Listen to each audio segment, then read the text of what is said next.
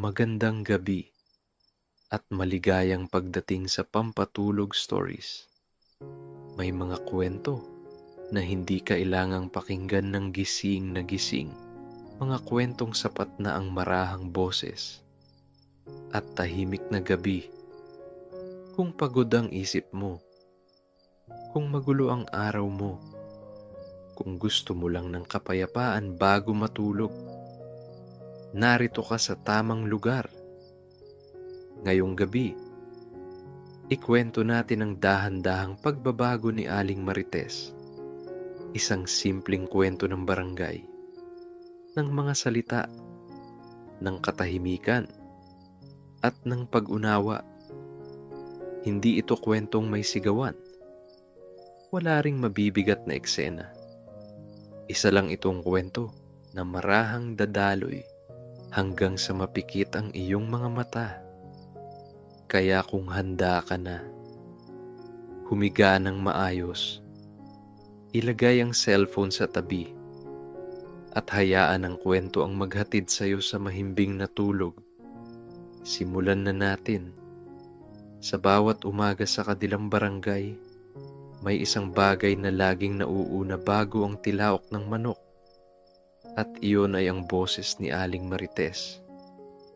Hindi man siya sumisigaw, hindi rin siya nag-iingay, pero sapat na ang kanyang boses para gumising ang buong kanto. Maaga pa lang, bago pa man uminit ang araw, naroon na siya sa bintana ng kanilang bahay.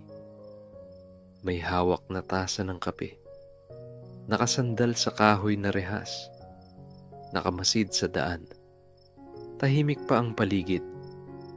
May iilang dahon na nalalaglag. May walis tingting na marahang humahagod sa lupa sa kabilang bahay. At sa bawat dumadaan, may kwento si Aling Marites. Ay, si Nena. Maaga yata ngayon ha. Bulong niya sa sarili, pero hindi rin nagtagal. May nakausap na rin siya. Hindi masamang tao si Aling Marites. Sa totoo lang, mabait siya. Masipag din, palangiti, at palakaibigan. Kilala niya ang halos lahat sa barangay. Alam niya kung sino ang bagong lipat, kung sino ang matagal nang hindi umuuwi, kung sino ang madalas mag-away, at kung sino ang biglang tahimik. Hindi niya alam kung kailan nagsimula. Basta isang araw, napansin na lang ng mga kapitbahay na si Aling Marites ang tila balita ng barangay. Kapag may bagong tsismis, parang hangin lang, mabilis makarating, at kadalasan galing sa kanya. Ngunit sa isip niya, hindi naman tsismis ang tawag doon. Kwentuhan lang. Simpleng kwentuhan. Natural lang yon, sabi niya minsan. Wala namang masama sa pag-uusap. Habang ang araw ay unti-unting sumisilip, unti-unti ring dumarami ang kanyang nalalaman. May bagong cellphone daw si ganito. May nag-away raw kagabi. May umutang. May hindi pa nagbabayad. Hindi niya namamalayan na sa bawat kwento, may kaunting dagdag. Minsan bawas, minsan sariling hula. Hindi sinasadya, pero nangyayari. Sa loob ng bahay, may kasirola sa kalan, may bigas na dapat isaing, may anak na naghahanda sa eskwela, may asawang tahimik na nagkakape. Ngunit si Aling Marites ay nasa bintana pa rin. Sandali lang, bulong niya. Tatapusin ko lang tong kwento. Hindi niya napansin na lumipas ang oras, na malamig na ang kanin, na nagmamadali na ang anak. Sa isip niya, mamaya na lang. Marami pang oras. At habang tumataas ang araw, Mas lalong dumadami ang balita hanggang sa dumating ang tanghali at si Aling Marites ay pagod, ngunit busog sa kwento. Hindi niya alam na sa umagang iyon, may mga bagay na unti-unti na niyang nakakalimutan. Sa ilalim ng araw, sa gilid ng bakod, doon madalas nagtitipon ang mga kwento. May upo ang kahoy, may maliit na bangko, may anino ng puno. At syempre, naroon si Aling Marites. Kapag tanghali, parang orasan ang kanyang katawan. Alam na niya kung sino ang lalabas, kung sino ang dadaan, kung sino ang hihinto. Uy, alam mo ba, madalas niyang bungad at doon nagsisimula ang lahat. Sa una, nakikinig lang ang mga kapitbahay, tumatango, minsan tumatawa.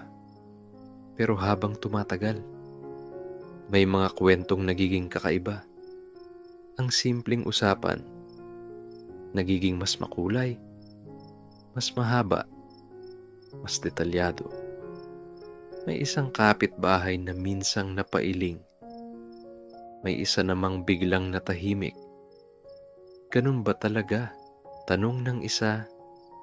Siguro, sagot ni Aling Marites. Baka mali lang ako. Pero sa loob-loob niya, sigurado siya.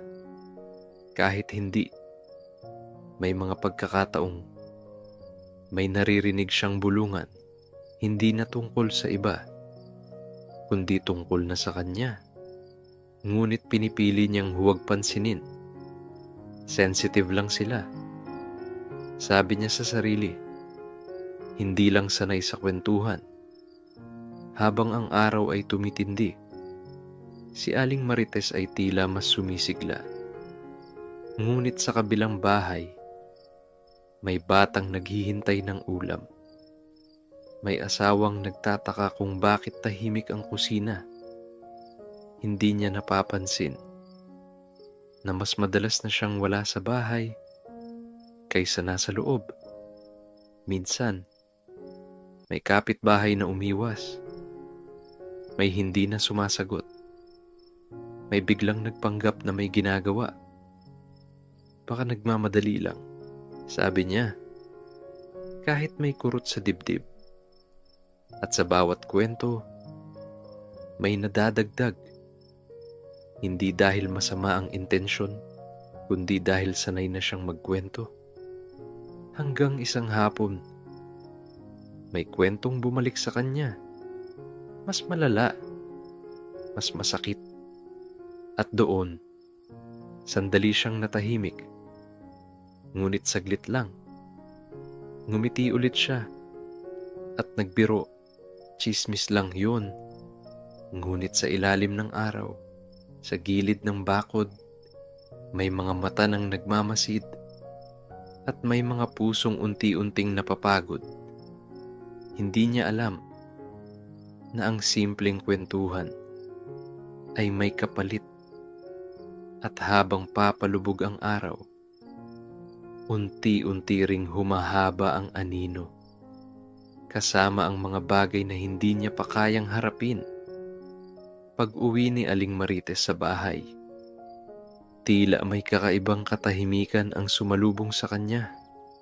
Hindi ito yung payapang katahimikan, kundi yung katahimikang may pagitan, may puwang, may kulang. Sa kusina, nakapatay na ang kalan.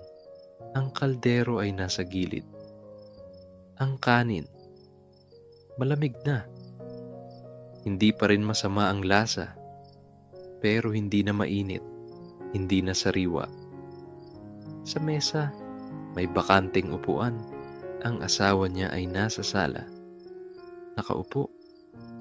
May hawak na dyaryo, pero hindi nagbabasa. Tahimik lang.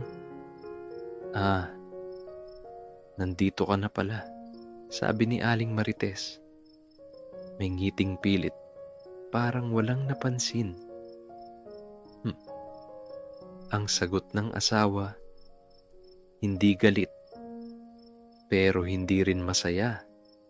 Sa kwarto, ang anak niya ay nag-aaral. Nakaupo sa gilid ng kama. May hawak na lapis, pero malayo ang tingin. Mahina ang tawag. May project po kami bukas. Oo, sagot ni Aling Marites. Mamaya ha, sandali lang. Mamaya. Isang salitang madalas niyang gamitin. Isang salitang laging may kasunod na pagkaantala. Umupo siya sa gilid ng mesa. Hinigop ang malamig na kape. At doon niya lang napansin na parang may kulang. Hindi siya tinanong kung kumusta ang araw niya. Walang nagkwento. Walang nagbiro. Tahimik ang bahay. Parang humihinga. Pero mabigat. Sa isip niya, pagod lang siguro sila. O baka hindi lang sila sanay na ganito. Hindi niya inisip na baka siya ang wala. Hindi niya inisip na baka matagal na pala siyang hindi talaga umuupo. Hindi talaga nakikinig. Hindi talaga naroroon. Nang gabing iyon, nahiga siya ng maaga. Nakaharap sa kisame. Nakikinig sa tunog ng bentilador. Umiikot, umiikot. Parang mga kwentong paulit-ulit sa isip niya. Ngunit walang boses. Walang tawanan. Walang tsismisan. Tanging tibok ng puso niya at ang bigat sa dibdib. Normal lang to. Bulong niya sa sarili. Ganito naman talaga ang buhay. At pinilit niyang pumikit. Kahit may munting tanong na pilit sumisilip. Kinabukasan, iba ang pakiramdam ni Aling Marites. Parang mas maingay ang katahimikan. Parang mas malinaw ang mga tingin. Habang naglalakad siya papuntang tindahan, may mga mata na sumusunod. May mga usapang biglang tumitigil. Uy, bulong ng isa. Siya na yon. Hindi niya marinig ng buo, pero ramdam niya. May kapitbahay na dati nakangiti. Ngayon ay bahagyang umiwas. May nagkunwaring may inaayos. May nagkunwaring may kausap. Siguro nagmamadali lang sila. Sabi niya sa sarili, kahit may kakaibang kurot. Sa tindahan, ang dating mahabang kwentuhan, ngayon ay maikli na lang. Oo nga po, ganun po ba? Tingnan na lang natin. Wala nang tanong. Wala nang dagdag. May narinig siyang isang kwento, pamilyar. Pero may mali. Mas malala, mas masakit, mas buo. At bigla niyang napagtanto na parang narinig na niya ito dati. Parang galing sa kanya. Napahinto siya saglit. Hawak ang bayad. Nakatingin sa lupa. Hindi naman siguro. Bulong niya. Hindi ko naman sinasadya. Ngumiti siya. Nagbiro. Para takpan ng bigat. Chismis lang iyan. Sabi niya. May ilang tumawa. May ilang natahimik. Habang pauwi, napansin niya ang sarili sa anino sa kalsada. Parang mas mabigat ang lakad. Parang mas mabagal. Hindi pa rin niya lubos na inaamin. Pero may piraso ng katotohanan na unti-unti nang kumakatok. Sa pagpasok niya sa bahay, tahimik na naman. At sa pagkakataong iyon, hindi na siya agad nagsalita. Umupo siya, huminga ng malalim. at pinakinggan ang katahimikan. Parang may sinasabi, parang may itinuturo, ngunit hindi pa niya kayang harapin. Hindi pa ngayon, dumating ang gabi ng walang abiso. Walang handaan, walang bisita, walang tawanan sa labas. Isang gabi lang na tahimik. Mas tahimik kaysa karaniwan. Biglang nawala ng ilaw ang buong barangay. Isang iglap. At ang mundo ay naging madilim. May iilang sigaw sa malayo. May nagreklamo. May nagtawanan. Pero hindi nagtagal. Bumalik din ang katahimikan. Sa loob ng bahay, umupo si Aling Marites sa may bintana. Nakatanaw sa dilim, may hawak na kandila. Walang kapitbahay sa labas. Walang bakod na mapagkukwentuhan. Walang tindahan na mapupuntahan. Sa unang pagkakataon matapos ang mahabang panahon, wala siyang kausap. Naririnig niya ang mga kuliglig, ang mahinang ihip ng hangin, ang pag-aspas ng dahon. At doon, sa gitna ng katahimikan, may bumigat. Parang may mga boses na hindi na niya kailangang marinig sa labas. Dahil nasa loob na, naalala niya ang mga kwento. Kung paano nagsimula sa simpleng usapan, hanggang sa maging mas mahaba, mas makulay, mas masakit. Naalala niya ang mga mukha, ang mga ngiting unti-unting nawala, ang mga tinging umiwas. Naalala niya ang bahay, ang malamig na kanin, ang anak na naghihintay, ang asawang tahimik. Hindi siya umiyak agad. Hindi rin siya nagsalita. Umupo lang siya, nakayuko, hawak ang kandila. Hindi ko naman sinasadya. Bulong niya sa sarili. Ngunit sa gabing iyon, parang hindi sapat ang dahilan. Hindi masama ang makipagkwentuhan, pero masakit ang makasakit. Kahit hindi sinasadya, napahinga siya ng malalim. Isa, dalawa, at sa unang pagkakataon, hindi niya ipinagtanggol ang sarili niya. Hindi niya sinabing normal lang. Hindi niya sinabing ganun talaga. Tinanggap niya, kahit bahagya lang, na may mali sa dilim, sa katahimikan. May munting liwanag. Hindi maliwanag, hindi malakas, pero naroon. At sa gabing iyon, natulog si Aling Marites. Hindi dahil napagod sa kwento, kundi dahil napagod sa pag-iwas sa katotohanan. Kinabukasan, hindi agad lumabas si Aling Marites. Walang bintanang binuksan, walang kape sa rehas, walang tanaw sa daan. Nanatili siya sa loob ng bahay, tahimik, parang may pinakikinggan. Sa kusina, maaga siyang gumising. Nagsaing, nagluto. Hindi bongga, hindi espesyal, pero mainit. Nang magising ang asawa, nagulat ito.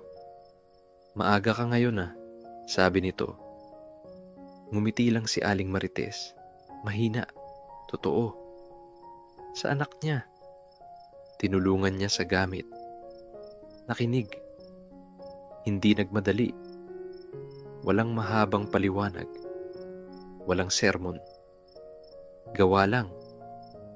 Nang lumabas siya ng bahay, dahan-dahan, hindi nagmamadali. May nakasalubong siyang kapitbahay. Dating madalas niyang kausap. Magandang umaga po. Sabi niya, walang kwento, walang tanong, isang simpleng bati lang. May kapitbahay na tila nagulat. May ngumiti, may tumango, at dun niya napagtanto na ang paghingi ng tawad hindi laging may salita. Minsan, tahimik lang. Minsan, sa pagbabago ng kilos. May mga pagkakataong nadudulas pa rin siya. May gusto siyang ikwento. Pero pinipigilan niya. Humihinga muna, saka ngumiti. Hindi madali, pero totoo. At sa bawat araw na lumilipas, unti-unti niyang natututunan ang halaga ng pakikinig, ng pananahimik. Hindi na siya ang unang nagsasalita. Madalas, siya na ang huling nakikinig. At sa maliit na pagbabagong iyon, may mga pusong dahan-dahang bumabalik. Hindi biglaan, hindi madramang eksena. Dahan-dahan lang, tulad ng umaga, tulad ng hangin. At si Aling Marites, sa unang pagkakataon, ay payapa. Hindi napansin ni Aling Marites kung kailan eksaktong nagsimula ang pagbabago. Wala namang malaking anunsyo. Walang nagsabi ng, "Uy, iba ka na ah." Pero ramdam, sa mga umagang lumilipas, hindi na siya ang unang lumalabas. Madalas, huli na. May kape pa rin, pero hindi na laging nasa bintana. Mas madalas na siya sa loob ng bahay.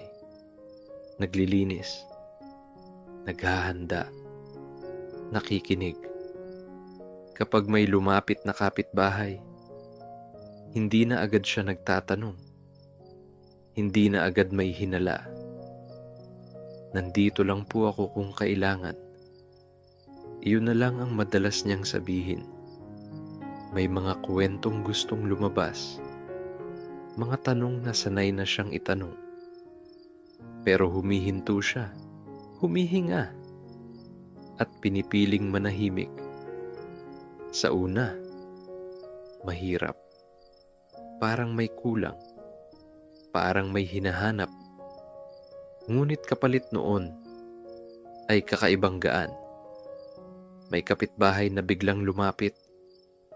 Hindi para magtsismis, kundi para magtanong ng tulong. May isang nanay na humingi ng payo. May isang matanda na naglabas ng saloobin. At si Aling Marites, nakinig. Hindi para ikwento sa iba, kundi para unawain. Dun niya napagtanto na marami pala siyang alam.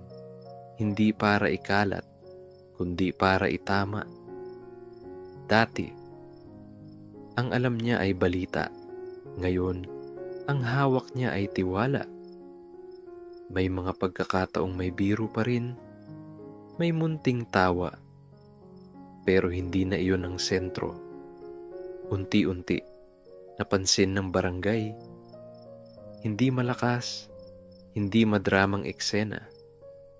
Isang ngiti dito, isang tango doon. At si Aling Marites ay hindi na basta Marites lang. Siya ay isang taong handang makinig at tumulong. Isang hapon, tinawag si Aling Marites sa barangay hall. Hindi siya sigurado kung bakit. Kinabahan pa nga siya. Baka may mali na naman. Pulong niya sa sarili. Pagdating niya roon, naroon ang kapitan, nakaupo. May ngiting mahinahon. "Aling Marites," sabi ng kapitan. "May napapansin lang ako." Napaupo siya, nakayuko, handa sa kahit anong sasabihin. "Matagal ka na naming kilala." Patuloy ng kapitan. "Alam mo ang takbo ng barangay." Napangiti siya ng kaunti. May halong hiya. "Dati," sabi ng kapitan, "marami kang alam dahil sa pakikipagkwentuhan. Hindi siya sumagot. Ngayon, dagdag ng kapitan, may alam ka na. Dahil marunong ka ng manahimik. Tahimik ang silid. Inaalok ka naming maging barangay secretary. Napatingala siya. Nagulat. Natigilan. Ako po. Mahina niyang tanong. Oo. Sagot ng kapitan. Kilala mo ang mga tao. Alam mo ang kwento nila. At higit sa lahat, natuto ka. Hindi siya agad sumagot. Huminga muna siya. Malalim. Kung dati, baka agad niyang ikinwento ito. Ngayon, pinag-isipan muna.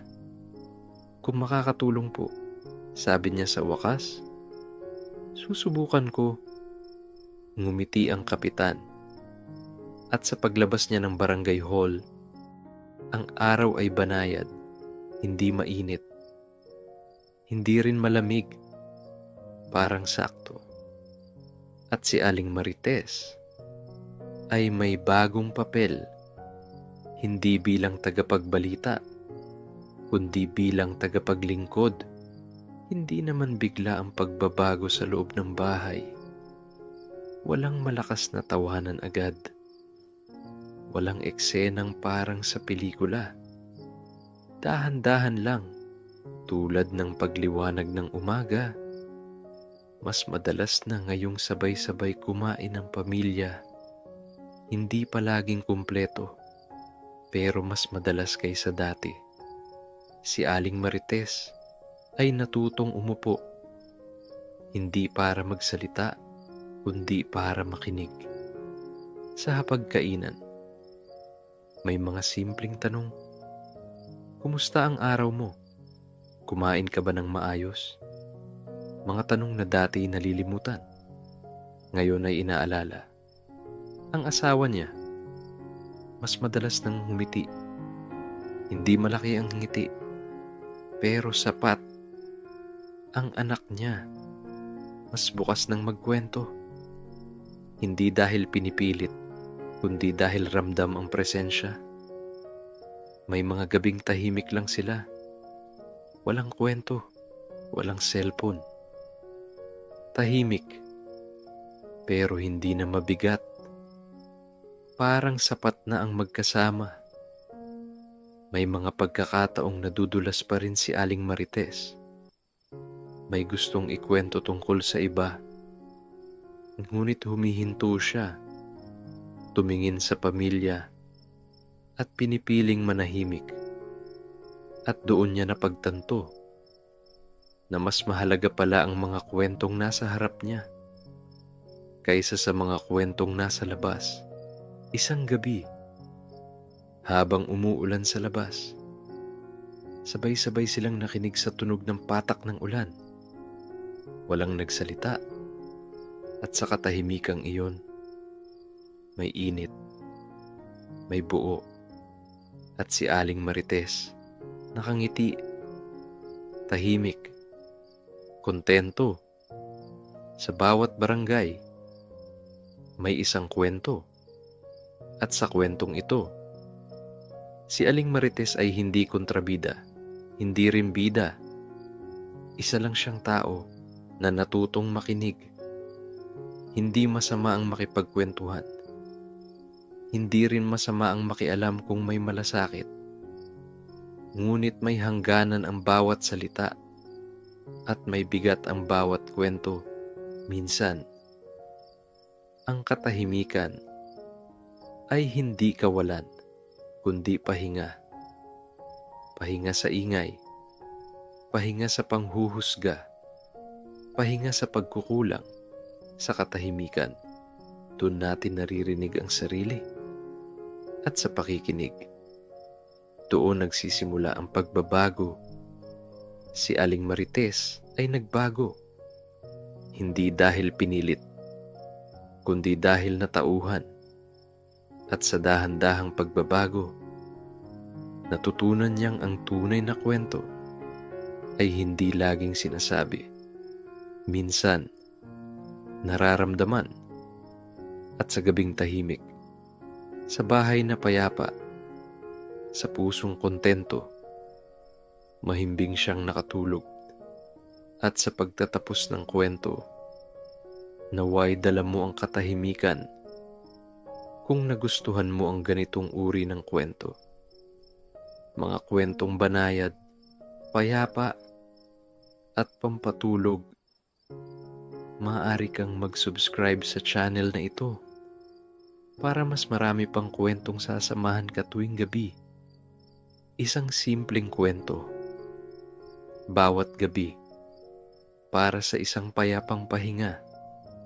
Salamat sa pakikinig. Salamat sa oras mo. Ngayon, ipikit mo na ang iyong mga mata. Huminga ng malalim at hayaan ang katahimikan ng yakapin ka.